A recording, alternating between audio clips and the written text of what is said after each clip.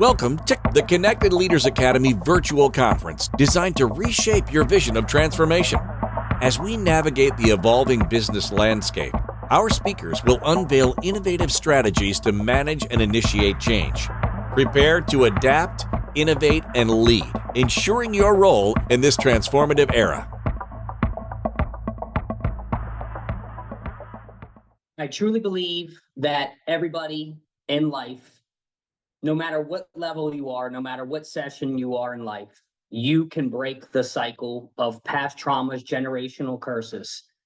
And in this talk, I want to talk about the 8 steps of tapping into your untapped potential and living a life of your true desire. So for today, I'm going to go over these 8 steps, but I want to start with some scripture that really changed my life and helped really expand my idea of how I thought and how I used words as a powerful way to change my level of thinking. So in Ecclesiastes 5:1-5, it says, "Walk prudently when you go to the house of God. Draw near to hear rather than to give the sacrifices of fools, for they do not know that they do evil. Do not be rash with your mouth, and let not your heart utter anything hastily before God. For God is in heaven, and you on earth. Therefore let your words be few. For a dream comes through much activity, and a fool's voice is known by his many words. When you make a vow to God, do not delay to pay it, for he has no pleasure in fools. Pay what you have vowed. Better not to vow than to vow and not to pay." So you have to be careful with the words that you say. When you make a promise to yourself, that's how you build character, by following through with it. When you make a promise to God, that's how you build character, by following through with it. Do not make promises that you cannot follow through with, because you build yourself on the words that you say and what you do with the words that you say. So I hope that verse can stick with you. Take that and run with that. But I want to assure you that no matter where you are in life, I want to assure you that no matter what you're going through, I want to assure you no matter the level of success that you're having right now, even if you seem to be having great success, I believe that these 8 steps can take you and transform you to the next version of yourself and to that untapped potential that you have yet to tap into. So I want you to follow along as we touch on these 8 steps. And the first step, and this is based on my story and my transformational journey into bridging the gap from where I was to where I am now. So the step 1 is pattern interruption. See, I believe pattern interruption is a key process into changing the thoughts that you have, the actions that you take, and the life that you've lived up to this point. This is a proven system. You have to have a system in place in order to change the direction of your thoughts and your actions. And this is why I call it pattern interruption. And the pattern interruption is a system. It's the books you read. It's the audios you listen to. It's the podcast that you listen to. It's the specific things that you do in order to change your thoughts at a specific moment. See, a lot of people use music. A lot of people use reading. A lot of people use relationships. Whatever it is, you have to find something. When you go into a negative or toxic way of thinking, you have to find something that changes your pattern of interruption. You have to find something that stops you in your tracks and gets you to stop, to think. I used to call it pray, proceed, right? You have to pray on what you're doing, then proceed accordingly to the next step. If it takes you an hour, 3 hours, maybe one day. But you have to have something that interrupts the patterns that you are currently having. See, step 2 is you have to make a decision. This is something that I've struggled with for a long time. I got stuck in making a decision, but making a final decision is what I really needed to do. We all can make decisions. It's the following through with the final decision that we make that really creates the success. So I want you to understand this. Wherever you're at, you can change, but you first have to make a decision to change. You first have to make a decision to no longer allow your past to create the future for you. You have to no longer allow the things that once kept you stuck hold you in a position of stuckness. So you have to make a decision in your life. Do you want change? Do you want transformation? Do you want to change the financial future? Do you want to change your relationships future? Do you want to change who you are and what you see that God sees you as? Then you have to make a decision to go all in on you. You have to make a decision that there is no going back. You have to make a decision that I'm locking in now. You have to make a decision for once in your life. You have to choose. If you are successful in what you're currently doing, what are the limiting beliefs that are keeping you from going to that next level? What are the things that are keeping you from going into that ultimate version of self? You got to make a decision to release, to let go, and to step into the next future, the next goodness, the next part of that self-excellence, self-awareness of yourself. Step 3 is you got to clean house. So this is something for me that was built on past traumas, abandonment, sexual abuse, addiction. These are the things that held me in a position, and I had to clean house. And clean house means you have to let go and get rid of everything that no longer serves you. And what does it look like to you? You got to do a self-assessment. You got to look at yourself in the mirror. You got to take a whiteboard. You got to take a journal, and you got to ask yourself, what are the things that are now allowing me to grow? What are the things that are holding me back to my greatest version of self? Then you got to clean. You got to get rid. You got to completely dump everything that no longer serves your future self. And what is that? It could be your relationships. It could be the business. It could be, you could be holding on to a 9-to-5 job that you go to every day that makes you sick to your stomach, and you find yourself unfulfilled and unwilling to grow. Maybe that's something, maybe you've been at that job 15, 20 years. Maybe you've been in a friendship or a relationship for 15, 20 years that no longer serves you. You have to get rid of everything that you cannot take into the future with you so that you can become who God can use as a vessel to serve those that you were once like. Step 4, and I hope that you understand that there's relationships that you must let go. There are ideas that you must let go. There are beliefs that you must let go. And there are things that you have learned that you will have to unlearn. This is part of cleaning the house. Step 4 is you have to create your pillars to success. So for me, I build my life on 3 pillars. I build my life on the kingdom of God, which is loving others. I build my life off leadership, which is serving others. And I build my life off of transformation, which is daily personal growth. Because the saying is, you either growing or you're dying. There's no in between. So you get to choose what type of life that you live based off the pillars that you build to the success that you desire in your life. And those pillars is your foundation. That is your rock solid foundation. Those are the things that are unmovable. Those are the things that will no longer hold you back because you have set that rock solid foundation. As you know, the Bible says those that build their house on sand, when the storm comes, when the wave comes, those houses will be washed away. See, when you build your house on a solid foundation, when you build your life on your pillars of success, you have an immovable object that God can back. If you are unsure, if you're undecisive on who you are and what you stand for, you will easily be manipulated and washed away when the storms of life come. So set yourself up on the pillars of success. What is it for you? It's not going to be what it's for me. It's going to be what it is for you and what you want to move your life forward. Step 5 is this. We got to get centered. We got to get laser focused and open on self. What do I mean by that? We have to build our core values.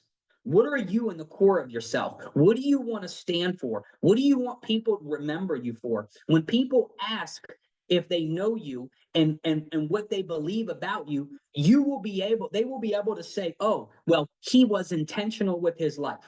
He was laser focused. He was obsessed with his mission. See, you got to build those core values for you, which means you're going to have to get centered on self. You're going, not self-centered, centered on self, which means you're going to have to be self-aware of your limiting beliefs. You're going to have to be aware of the things that are holding you back. And you're going to have to be aware of maybe some of the things that you're allowing to influence you. If they are not attached or they not are a part of your value system, then again, we go back to letting them go. You have to remove these things in your life in order to move forward in your life.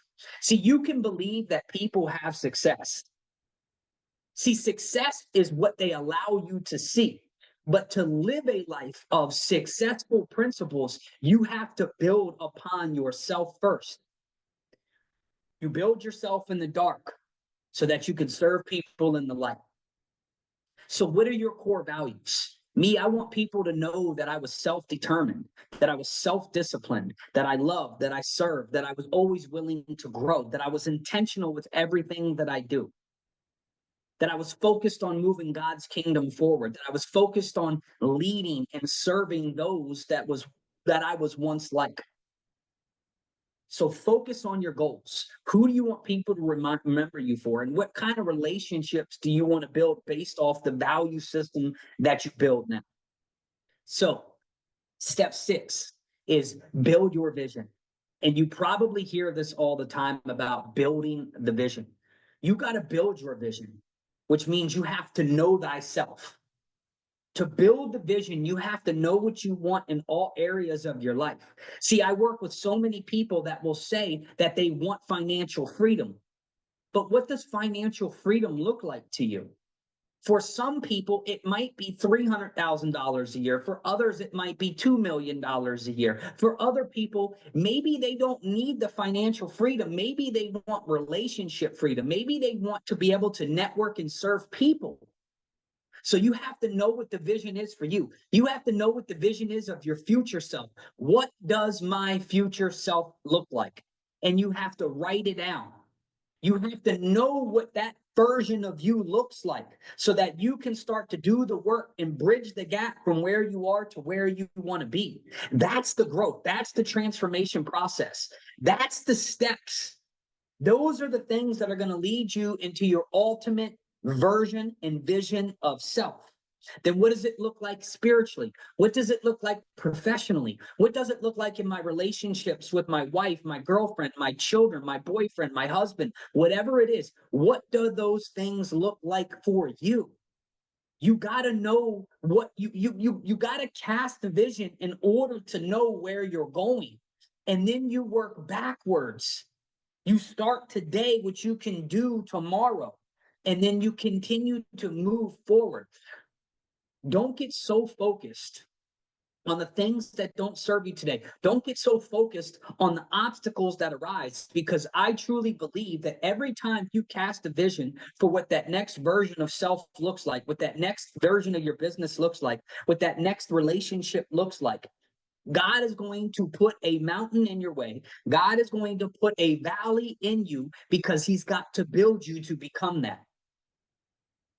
So I want you to understand that valleys are as important as peaks, if not, they're more important, because it's a molding process to get to the vision that you say you want.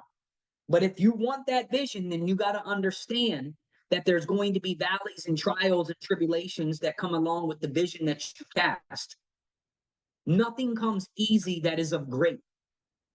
So you got to be willing to pay the price that you say you want. And that's why your vision, that's why your mission, that's why writing down is so important.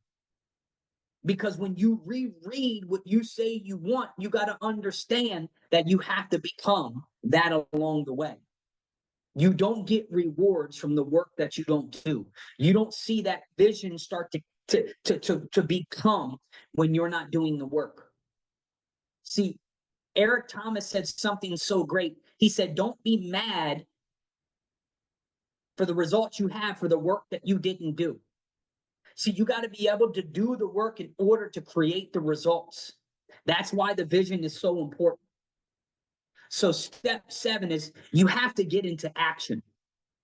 What I say, you have to get into massive action. You have to get so focused on your goals. You have to get so focused on creating momentum in your life. You got to start to see results immediately. So if I'm working, if I'm working with a mentor, if I'm working with a coach, it's not because I want them to do the work for me. It's because they've been where I want to go. They have the results that I want to get. So in order to get into action, I have to start to do what they're telling me to do. The greatest shortcut in life, and there's only one shortcut in life, and that's to find somebody who's done what you want to do that can give you the results that you desire because they've been there before you. So be careful who you follow. Be careful who you allow to speak into your life. Make sure they have what you want. Don't get focused on the Instagram gurus, the Facebook gurus. Don't get focused on the people who can give you flash but got no substance. Make sure the people that you follow have character, have integrity, and have substance. Make sure that they have the results. Ask them for receipts. You have to get into action. If you want to build something, you've got to get into massive action and you have to build momentum. Read the books that they recommend. Take notes on events like this from the books that you read. Write down what you can apply immediately so that you can get fast results. Most people see no success in life because they're unwilling to put action behind the words they say. Remember, words are cheap, actions are deep. When your children see you take actions rather than speaking on what you're going to do, they're more worthy to follow the steps that you take, not the words that you say. It's the smoker who tells his kids not to smoke because it's bad for you, but the kid watches the parent smoke. See, I don't want to be that parent. I don't want to be that leader. I don't want to be that role model that tells somebody to do something that I haven't done 100 times first. So you never have to worry about when you see me speak, when you see me out, that I'm not living the life that I say I live because I'm always applying it to my life. So step number 8, and this is where people really need to understand that you're going to have sometimes more downs than ups. As an entrepreneur, as somebody who struggled with trauma their whole life as I have, through addictions, through abandonment, through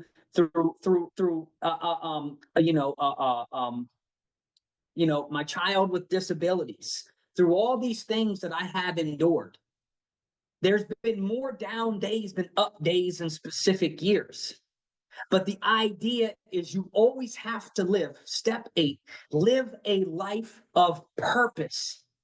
And if you don't know what your purpose is, then you need to start. This is a great step. Listening in, reading, understanding that there is more to your life. There is some untapped potential that you have yet tapped into.